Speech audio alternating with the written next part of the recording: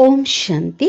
आज मीठे प्यारे बाबा की मधुर ईश्वरी महावाक्य साकार मुरली सुनेंगे 10 जुलाई 24 की।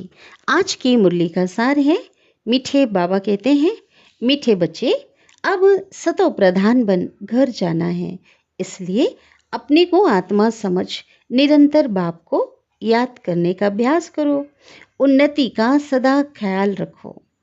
आज की मुरली का प्रश्न है, पढ़ाई में दिन प्रतिदिन आगे बढ़ रहे हैं या पीछे हट रहे हैं, उसकी निशानी क्या है? निशानी पूछा बाबा ने। उत्तर है, पढ़ाई में अगर आगे बढ़ रहे हैं तो हल्केपन का अनुभव होगा, बुद्धि में रहेगा यह शरीर तो छीछी है, इसको छोड़ना है, हमको तो अब घर जाना है। दैवी गुण धारण करते जाएंगे, ठीक है। अगर पीछे हट रहे तो चलन से आसुरी गुण दिखाई देगा, चलते फिरते बाप की याद भी नहीं रहेगी, वह फूल बन सबको सुख दे नहीं सकेंगे। तो ऐसे बच्चों को आगे चल साक्षात्कार होंगे, फिर बहुत सजाएं खानी पड़ेगी। ओम शांति। बुद्धि में यह ख्यालात रहे कि हम सतो प्रधान आए थे। रूहानी बाप रूहानी बच्चों को समझाते हैं, यहाँ सब बैठे हैं, कोई तो देह अभिमानी है और कोई देही अभिमानी होंगे। कोई सेकंड में देह अभिमानी और सेकंड में देही अभिमानी होंगे। अभी अभी देह का अभिमान, अभी अभी आत्म अभिमानी होते रहेंगे। ऐसे तो कोई भी कह ना सके कि हम सारा दिन देही अभिमानी होकर बैठे हैं। नहीं, बाबा समझाते हैं, कोई समय देही अभिमानी और कोई समय देह अभिमान में होंगे। अब बच्चे यह तो जानते हैं हम आत्मा इस शरीर को छोड़ जाएंगे अपने घर, बहुत खुशी से जाना है। सारा दिन चिंतन ही यह करते हैं हम शांति धाम में जाएं, क्योंकि बाप ने रास्ता तो बताया है और लोग कभी इस विचार से नहीं बैठते होंगे। यह शिक्षा किसको मिलती ही नहीं है, ख्याल भी नहीं होगा। तुम समझते हो यह दुखधाम है। अब बाबा ने सुखधाम में जाने का रास्ता बताया है। जितना बाप को याद करेंगे उतना संपूर्ण बन यथा योग्य शांति धाम में जाएंगे। उनको ही मुक्ति कहा जाता है, जिसके लिए ही मनुष्य गुरु करते हैं। परंतु मनुष्यों को बिल्कुल पता ही नहीं है कि मुक्ति और जीवन मुक्ति क्या चीज़ है। दोनों अलग अलग चीज़ है और क्या है पता ही नहीं है, क्योंकि यह नई बात है। तुम बच्चे ही समझते हो कि अब हमको घर जाना है। बाबा कहते हैं तो घर जाने के लिए क्या करना है? पवित्र बनो, याद की यात्रा से पवित्र बनो। बाबा याद दिलाते हैं कि तुम जब पहले पहले आए थे इस प्रकार सृष्टि में, तो श्रेष्ठाचारी दुनिया में सतो प्रधान थे। अब क्या हो गए? अब आत्मा जो है अभी तमो प्रधान बन गए। कोई के साथ कनेक्शन भी पीछे होगा ना, ठीक है। परम धाम से तो अकेले आए ना, कनेक्शन बाद में जुड़ता है, संबंध बाद में जुड़ता है। जब गर्भ में जाएंगे ना तब संबंध में आएंगे। तुम जानते हो अभी यह हमारा अंतिम जन्म है, हमको वापिस घर जाना है। अब पवित्र बनने बिगड़ तो हम जा नहीं सकेंगे। तो ऐसे ऐसे अंदर में अपने साथ स्वयं से बातें करनी चाहिए, क्योंकि बाबा का फरमान है, उठते बैठते चलते फिरते बुद्धि में यही ख्यालात रहे कि हम सतो प्रधान आए थे, अब सतो प्रधान बनकर घर जाना है। सतो प्रधान बनना है बाबा की याद से, क्योंकि बाप ही पतित पावन है। हम बच्चों को युक्ति बताते हैं कि तुम ऐसे पावन हो सकेंगे। सारे सृष्टि के आदि मध्य अंत को तो बाबा ही जानते हैं और कोई अथॉरिटी नहीं, और कोई ऐसा पावर किसी में है क्या? नहीं है। बाबा ही मनुष्य सृष्टि का बीज रूप है। भक्ति कहाँ तक चलती है यह भी बाप ने समझाया है। इतना समय ज्ञान मार्ग, इतना समय भक्ति, यह सारा ज्ञान अंदर में टपकना चाहिए, है ना। कि ज्ञान में संगम युग में ज्ञान मिला, ज्ञान का प्रारब्ध आधा कल्प और आधा कल्प भक्ति। जैसे बाप की आत्मा में ज्ञान है, तो तुम्हारी भी आत्मा में क्या है? ज्ञान है। शरीर द्वारा सुनते हो और औरों को सुनाते हो। शरीर बिगड़ तो आत्मा बोल ही ना सके। इसमें प्रेरणा व आकाशवाणी की बात होती नहीं। भगवानोवाच है तो जरूर भगवान किससे बोलेंगे? मुख के द्वारा। उन्हें रथ भी चाहिए। अब गधे घोड़े का रथ तो नहीं चाहिए ना। तुम भी पहले समझते थे। क्या समझते थे? कि कलयुग अभी 40,000 वर्ष और चलना है, क्योंकि अज्ञान नींद में सोए पड़े थे। अब क्योंकि अभी क्या पता चला? अभी तो बाबा ने जगाया है। अभी पहले अज्ञान में थे, अब ज्ञान मिला है, तो क्या पता चला कि कल्प ही पूरे कितने समय का है? 5,000 वर्ष का है ना। ज्ञान मिला तो अज्ञान कहा जाता है भक्ति को। अब तुम बच्चों को यह ख्याल करना है कि हम अपनी उन्नति कैसे करें, ऊंच पद कैसे पाएं, ये ख्याल करना है। अपने घर जाकर फिर राजधानी में आकर ऊंच मर्तबा पाएं, उसके लिए है याद की यात्रा। अपने को आत्मा तो जरूर समझना है। हम सब आत्माओं का बाप परमात्मा है। यह तो बहुत सिंपल है, परंतु मनुष्य इतनी बात भी नहीं समझते। तुम समझा सकते हो कि यह रावण राज्य है, इसलिए तुम्हारी बुद्धि भ्रष्टाचारी बन गई है। मनुष्य समझते हैं जो विकार में नहीं जाते वो पावन है, जैसे सन्यासी। तो बाबा कहते हैं वह तो अल्पकाल के लिए पावन बनते हैं। दुनिया तो फिर भी पतित है ना। पावन दुनिया है सतयुग। पतित दुनिया में सतयुग जैसा पावन कोई हो नहीं सकता। वहां तो रावण राज्य ही नहीं, विकार की बात ही नहीं। तो चक्र लगाते घूमते फिरते बुद्धि में यह चिंतन रहना चाहिए। बाबा में यह ज्ञान है ना, ज्ञान सागर है, तो जरूर ज्ञान बुद्धि में क्या होगा? टपकता होगा। तुम भी ज्ञान सागर से निकली हुई नदियां हो। वह तो एवर सागर है। कौन? बाबा। सदैव सागर ही है, कभी कमी होती है? नहीं होती। तुम एवर सागर नहीं हो। संगम युग में मास्टर सागर बन जाते, लेकिन हमेशा वो कायम नहीं रहता ना। तुम बच्चे समझते हो हम तो सब भाई भाई हैं। तुम बच्चे पढ़ते हो, वास्तव में नदियों आदि की बात यहाँ नहीं है। नदी कहने से गंगा जमुना आदि कह देते। तुम अभी तो बेहद में खड़े हो, हद में नहीं, हद से निकल गए। हम सब आत्माएं एक बाप के बच्चे, भाई भाई हैं। अभी हमें वापिस घर जाना है, जहां से आकर शरीर रूपी तख्त पर विराजमान होते हैं। बहुत छोटी आत्मा है, साक्षात्कार होने से समझ भी ना सके, इतनी छोटी आत्मा है ना। चमक गई छोटी सी तो क्या चमका पता ही ना चल सके। आत्मा निकलती है तो कभी कहते हैं ना माथे से निकली, कोई कहते हैं आंखों से निकली, मुख से निकली। मुख खुल जाता है, आत्मा शरीर छोड़कर चली जाती है, तो शरीर कैसा हो जाता? जड़ हो जाता। तो यह ज्ञान है। स्टूडेंट की बुद्धि में सारा दिन पढ़ाई रहती है। तुम्हारे भी सारा दिन पढ़ाई के ही ख्यालात चलने चाहिए। अच्छे अच्छे स्टूडेंट के हाथ में सदैव कोई ना कोई किताब रहती है और वो पढ़ते रहते हैं। तो शिव बाबा कहते हैं तुम्हारा यह अंतिम जन्म है। सारा चक्र लगाकर अंत में आए हो तो बुद्धि में यही सिमरन रहना चाहिए। धारणा कर औरों को समझाना चाहिए। कोई को तो धारणा ही नहीं होती है। तो बाबा क्या कहते हैं? स्कूल में भी जैसे नंबरवार स्टूडेंट होते हैं ना, वैसे यहाँ भी हैं। एक जैसे पढ़ाई तो हर कोई करेगा नहीं। सब्जेक्ट भी वहाँ स्कूल में सब्जेक्ट भी बहुत बहुत होती है, लेकिन यहाँ तो सब्जेक्ट एक ही है, देवता बनना है। यही पढ़ाई का चिंतन चलता रहे। ऐसे नहीं कि पढ़ाई भूल जाए और बाकी उसके जगह पे और ख्यालात चलते रहें। धंधे वाला होगा तो अपने धंधे के ख्याल में लगा रहेगा, स्टूडेंट पढ़ाई में लगा रहेगा। तो तुम बच्चों को अपनी पढ़ाई में रहना है, जो ईश्वरीय पढ़ाई है, इस ज्ञान की पढ़ाई में रहना है। कल एक निमंत्रण पत्र आया था, बाबा साकार में थे तो आया होगा, इंटरनेशनल योग कॉन्फ्रेंस का, अंतर्राष्ट्रीय योग सम्मेलन का आया था।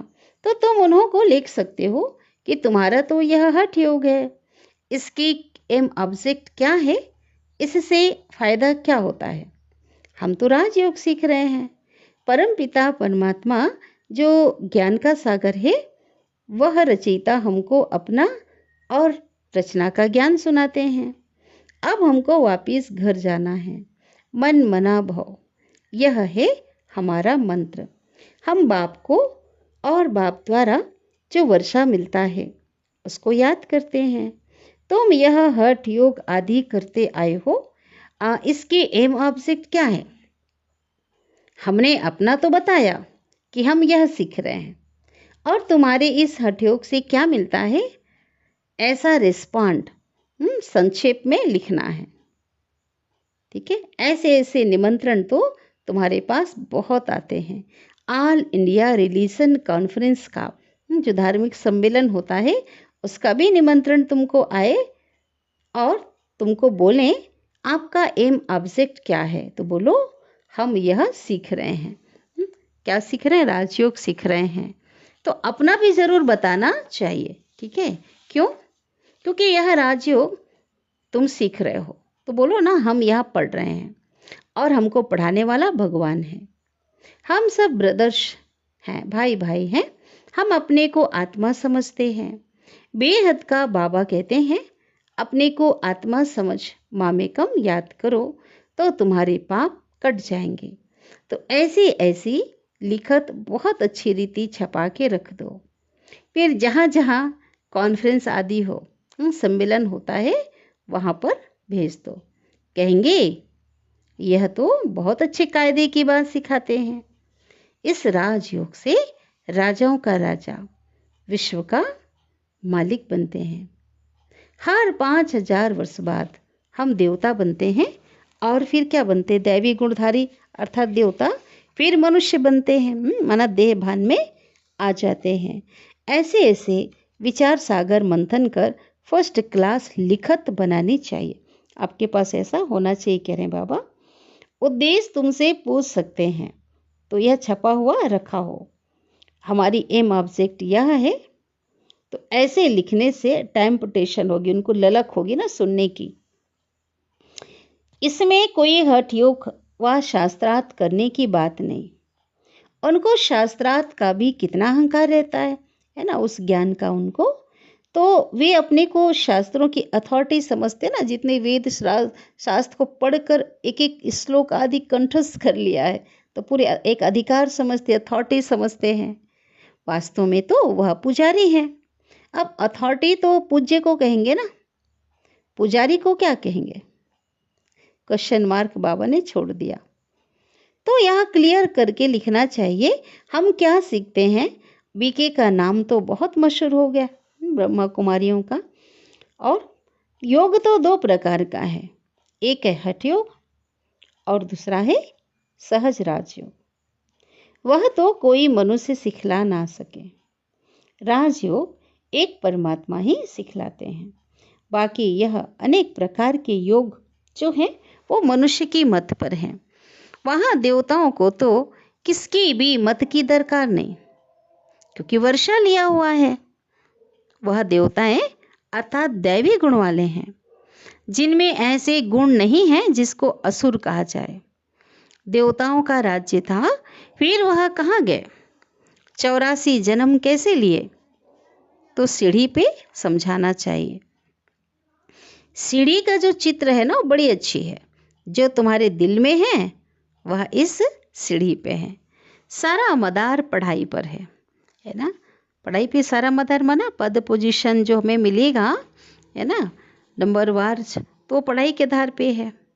पढ़ाई है सोर्स ऑफ इनकम। तो यह सबसे ऊंची पढ़ाई है, दी बेस्ट। सबसे ऊंची पढ़ाई भगवान पढ़ाते हैं ना। दुनिया नहीं जानती कि दी बेस्ट पढ़ाई, सबसे उत्तम श्रेष्ठ पढ़ाई कौन सी है।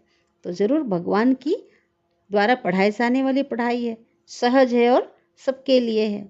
इस पढ़ाई से मनुष्य से देवता डबल क्राउन बन जाते, डबल ताजधारी, विश्व का मालिक बनते हैं तो रतन जड़ित ताज, और कौन सा ताज? क्राउन, पवित्रता का, लाइट का क्राउन। अभी तुम डबल सिरताज बनने का पुरुषार्थ कर रहे हो।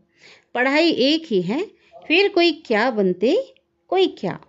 वंडर है ना, एक ही पढ़ाई से राजधानी स्थापन हो जाती है। राजा भी बनते तो रंग भी बनते, बाकी वहाँ दुख की बात होती नहीं। मर्तबे तो है ना, यहाँ अनेक प्रकार के क्या हैं, दुख है ना। बाबा कहते वहाँ तो कोई भी दुख नहीं है। फैमन मन अकाल पड़ जाता, बीमारियाँ, अनाज आदि नहीं मिलता, फ्लड्स आती रहती, बाढ़ आ जाता है। भल लखपति करोड़पति हैं, परंतु जन्म तो विकारों से ही होता है ना। धक्का खाया, अब मच्छर ने काटा, अब मच्छर के काटने से भी तकलीफ होती है ना। तो बाबा कहते ये भी दुख है ना। नाम ही है रौरव नर्क, तो भी कहते हैं ना फलाना स्वर्ग पधारा। अरे स्वर्ग तो आने वाला है, फिर कोई स्वर्ग गया कैसे? तो किसको भी समझाना बहुत सहज है। अब बाबा ने ऐसे दिया, निबंध दिया है। लिखना बच्चों का काम है, धारणा होगी तो लिखेंगे भी। मुख्य बात बाप बच्चों को समझाते हैं, अपने को आत्मा समझो, अब वापिस जाना है। हम सतो प्रधान थे तो खुशी का पारावार नहीं था, इतनी खुशियाँ थी वहाँ, है ना। इतनी खुशी थी कि चेहरे पे दिन रात खुशी बनी रहती थी। अभी तमो प्रधान बने हैं, कितना सहज है। पॉइंट्स तो बाबा बहुत सुनाते रहते हैं, तो अच्छी रीति बैठ समझना है। नहीं मानते हैं, है ना, अगर आप समझा रहे हो बहुत अच्छी तरह और कोई सामने वाला नहीं मानता है तो समझा जाता है यह हमारे कुल का नहीं है। पढ़ाई में दिन प्रतिदिन आगे बढ़ना है, पीछे थोड़े ही हटना है। दैवी गुणों के बदले आसुरी गुण धारण करना, तो ये क्या है, यह तो पीछे हटना हुआ ना। तो बाबा कहते हैं विकारों को छोड़ते रहो और दैवी गुण धारण करो।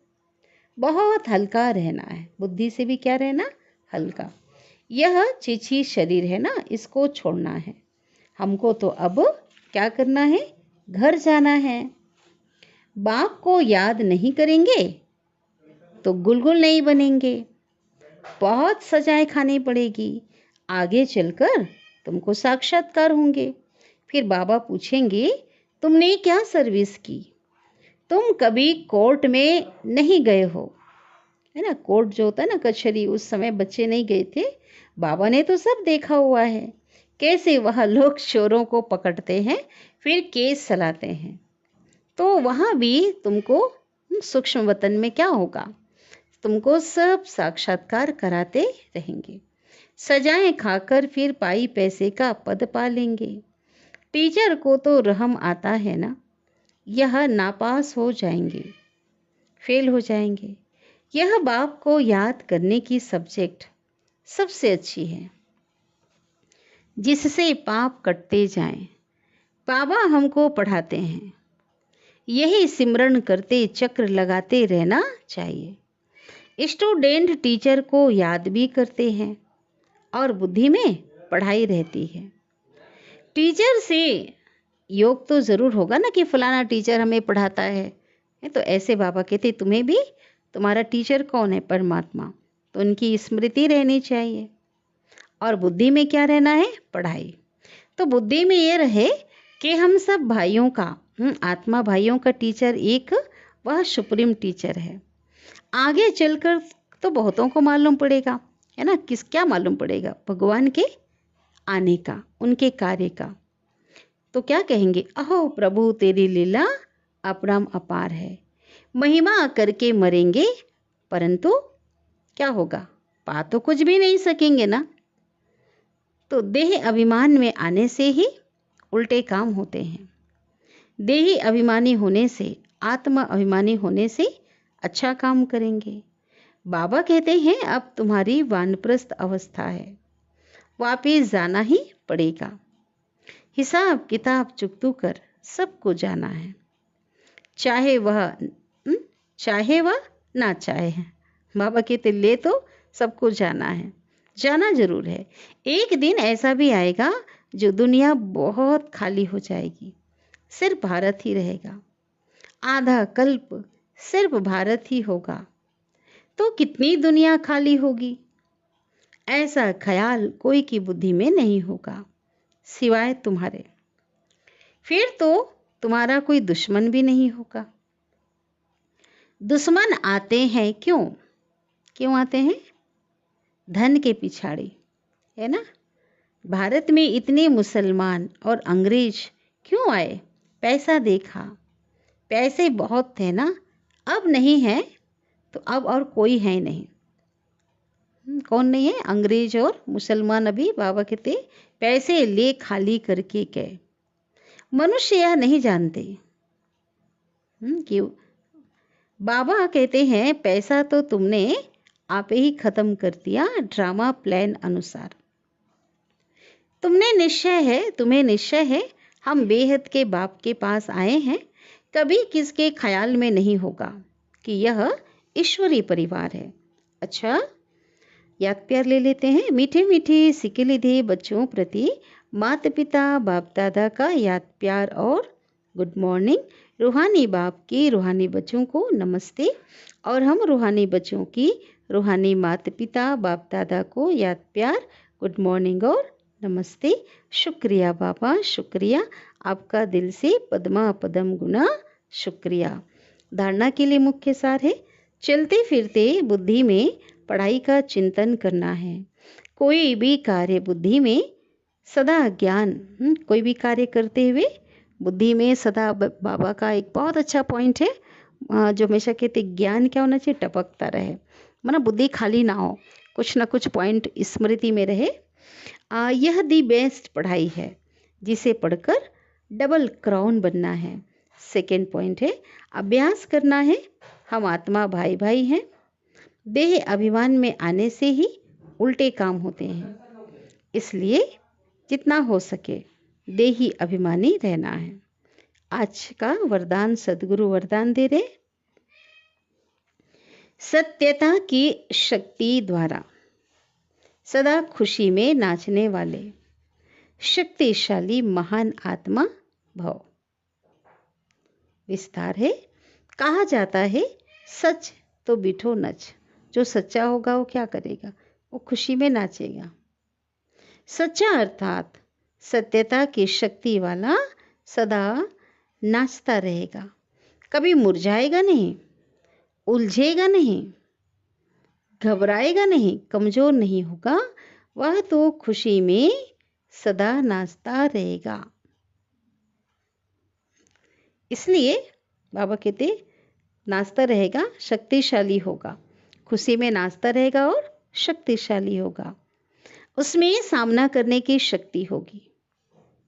जो सत्यता है वो कभी हिलती नहीं है, अचल होती है। सत्य की नाव डोलती जरूर है लेकिन डूबती नहीं है।